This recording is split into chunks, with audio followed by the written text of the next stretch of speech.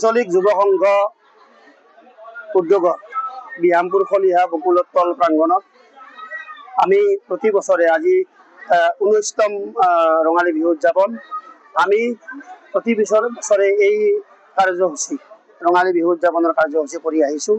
গতিকে ইয়াত আমাৰ বিভিন্ন বৰ্ণাঢ্য কাৰ্যসূচীৰে আমি তিনিদিনীয়াকৈ এই কাৰ্যসূচী ৰূপায়ণ কৰাৰ চেষ্টা কৰিছোঁ। যোৱাকালি আমাৰ এইখন মঞ্চতে বাৰে ৰহণীয়া গোষ্ঠী নলবাৰী আৰু বৰপেটা বিহু হুঁচৰি দল, প্ৰগতি বিহু হুঁচৰি দল বেলখৰ আদিকে ধৰি আজিৰ দিনটোত আমাৰ বাৰে ৰহণীয়া কৃষ্টি বালিগৰিয়াৰ পৰা এটা দল আছে আৰু ৰঙিয়াৰ পৰা এটা বিহু হুঁচৰি দল আছে আৰু পাঠশালাৰ পৰা এটা বিহু হুঁচৰি দল আছে আৰু স্থানীয় আমাৰ ইয়াৰে যুৱক যুৱতীসকলে এটা বিহু নৃত্য কৰিব। লগতে আমাৰ বিশিষ্ট আমাৰ বিশেষ কাৰ্যসূচী সাংস্কৃতিক সন্ধিয়া আছে। সাংস্কৃতিক সন্ধিয়া গীত পৰিৱেশন কৰাৰ কাৰণে আমি আমন্ত্ৰণ জনাইছোঁ সংগীত শিল্পী মৃদুস্মিতা কোচ আৰু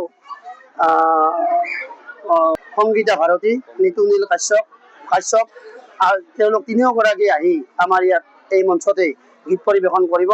গতিকে আপোনাৰ এই চেনেলৰ জৰিয়তে আমাৰ এই অঞ্চলৰ সমূহ বিহুবলীয়া ৰাইজৰ উপস্থিতি আৰু সহায় সহযোগিতা শ্ৰদ্ধাৰে কামনা কৰিছোঁ। আঞ্চলিক যুৱ সংঘ উদ্যোগত বিহামপুৰ খলিহা বকুলতল প্ৰাংগণত আমি প্ৰতি বছৰে আজি 19তম ৰঙালী বিহু উদযাপন আমি প্ৰতি বছৰে এই কাৰ্যসূচী ৰঙালী বিহু উদযাপনৰ কাৰ্যসূচী কৰি আহিছোঁ।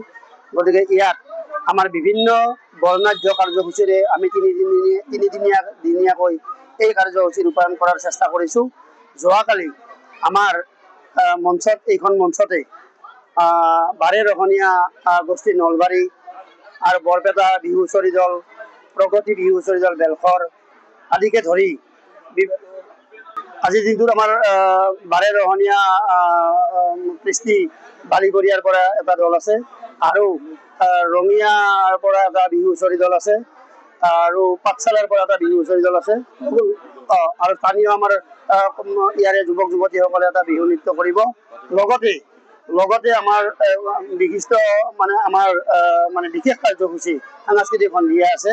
সাংস্কৃতিক সন্ধিয়া গীত পৰিৱেশন কৰাৰ কাৰণে আমি আমন্ত্ৰণ জনাইছোঁ সংগীত শিল্পী মৃদুস্মিতা কোচ আৰু